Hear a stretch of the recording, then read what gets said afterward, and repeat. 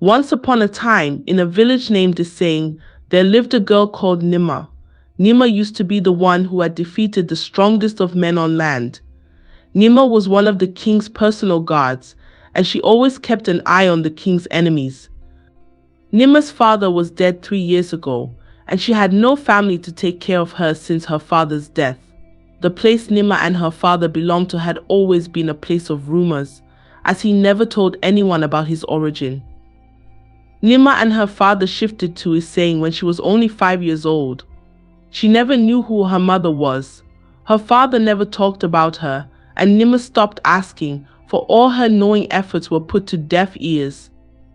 What is my mother to me, dead or alive? Nimma thought to herself, for that question she could not answer. Even her father's death made things worse, as Nimma had no way of finding out about her mother now. So one day King Nimma was accompanied to a council meeting in the neighboring village, and on the way they found some lady, very elderly, and somebody was robbing her of her belongings. The screams of that woman were so loud that it reached the king's ears, who allowed Nimma to save the woman from death. Very soon, Nimma entered to save the woman, and the men fled upon seeing Nimma. The old woman was so grateful, and with tears in her eyes, she thanked Nimma for saving her. Then, after Nimma had finished with the woman and was about to leave to the king, the old lady threw a weird coin on Nimma's hand and said, "When the time comes, speak into the coin, because there lies your answer." Nimma was so confused, but she immediately left to go back to the king, and they were again on the way. They started back for Isane. After talking, when evening found Nimma asleep, she saw a faint light yellow in the distance. She was trying to approach the light in the dream. While she tried to reach for the light, it kept moving away from her, and all of a sudden she woke up. She was so confused about what she saw and didn't have anyone to share it with, so she kept it to herself. And he went on thinking what the meaning of that dream could be. In the morning, as Nimma was taking her bath on the village stream, he saw two beautiful women at the riverbank. So beautiful, Nimma waited for them to speak as they were staring at her, but they said nothing. She inquired, but they did not utter a word to her. They rather bent down to Nimma and smiled. This then made Nimma confused, and she was like, "Who are those and why are they doing that?" She completed her bath quickly, and just when she started to walk towards them, she looked up and they were gone. "That's strange," she said, coming out from the stream to continue search of them. "They couldn't have gone far," said Nimma, coming in the path that was letting out from the stream to the top and catch up with them. When she saw nobody, she was afraid and rushed back to the palace.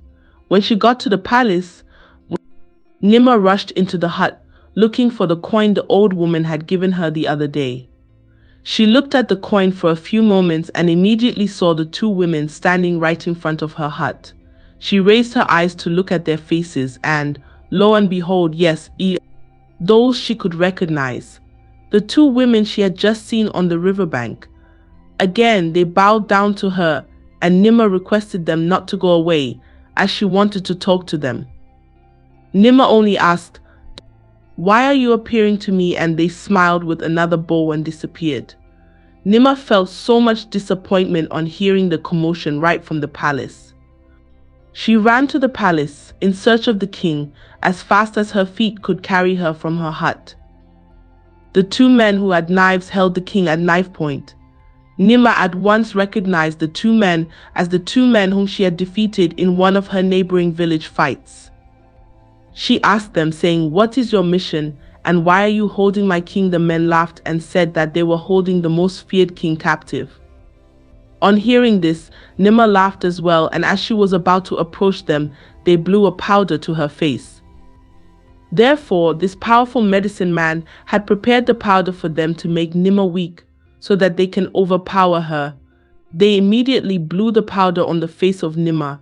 Suddenly, they were shocked to see that nothing had happened to Nimma. However, the men started fighting among themselves. Nimma was also shocked because in her life she had never felt and witnessed such things. She hurriedly took the king and immediately escorted him to his safe room.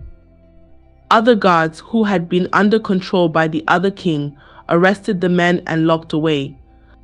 All began to talk about what had happened at the village square. This was quite strange, and Nimma began to become worried. That bright light that she saw in her dream, the old woman who gave her a coin, and two mysterious-looking women.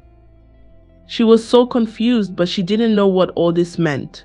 She walked to her table and picked the coin up again. Immediately, the two beautiful women appeared to her again and bowed to her.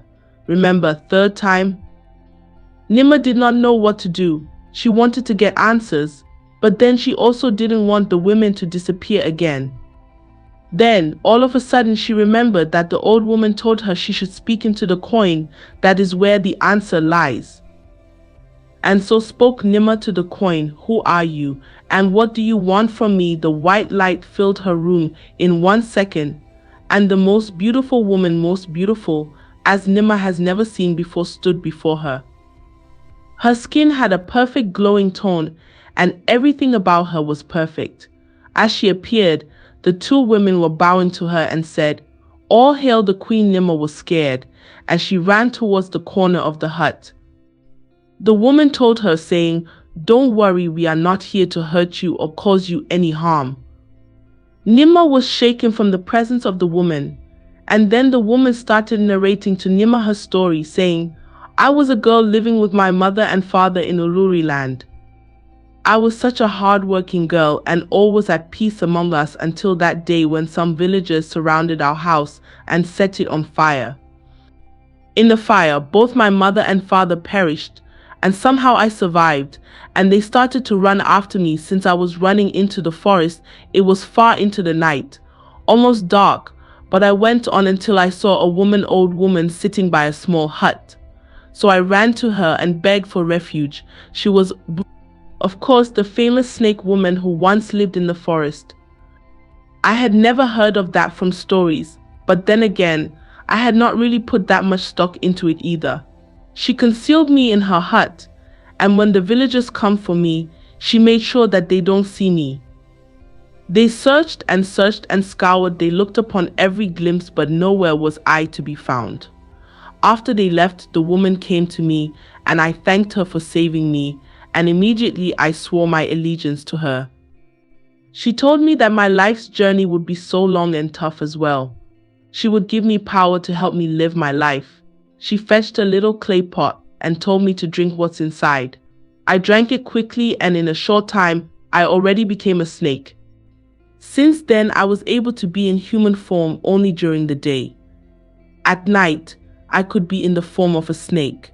So one night, I became a snake and came across a very handsome man. He was so perfect and had made me feel so happy. I had never seen any person like him. He had not seen me because I had been a snake. So when I had changed into a woman, I went out during the day to seek him. He was the son to the Okolo king, and they called him Ademi. He said, right from the time he saw me, it was love at first sight. I don't blame him. I was looking fine. So we started dating, and it was really hard. For the light hours he managed to see me at daytime, but never at evening. He did not even have a clue until I got pregnant. He, the king, father to the prince, kept letting me know of his interest in wanting to marry me, but he never let it proceed to that point since, on the other hand, arrangements were in place for his marriage to the daughter of King Dawood village. He kicked against it, and when they knew that I was already with a child for him, they came after me, but I managed to take care of myself since I had my powers. I gave birth to my baby, and the royal family refused to accept the child or myself.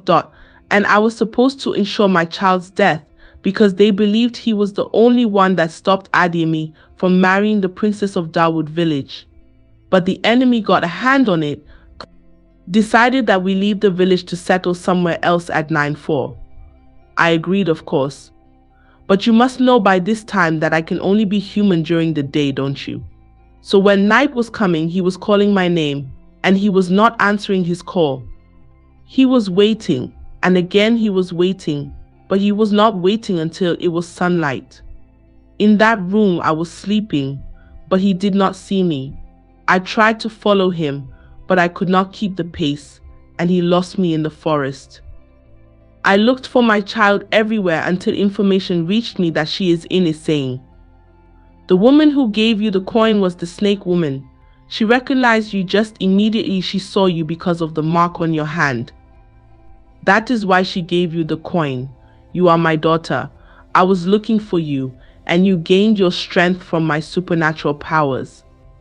The light in the dream was trying to expose me to you, but since it was at night, you would have been able to see me as light. That very day when the king was attacked, it was I who instigated the confusion in men. I am the Snake Queen, your mother, and these two ladies behind you are my maidens sent to see that you are well. Nimma was dumbfounded. She would never think that she could ever meet her mother. And now everything started falling into place. She always knew that her strength was not ordinary. Nimma felt so happy that she ran to even hug her mother, although she was filled with a lot of fear. Her mother even promised to her that she could come to no harm since she always had someone watching over her. Nimma did not become a snake like her mother, but she was very strong. That's the end of the story. Please like, subscribe, and don't forget to share your stories. See you in the next story. Thanks for watching.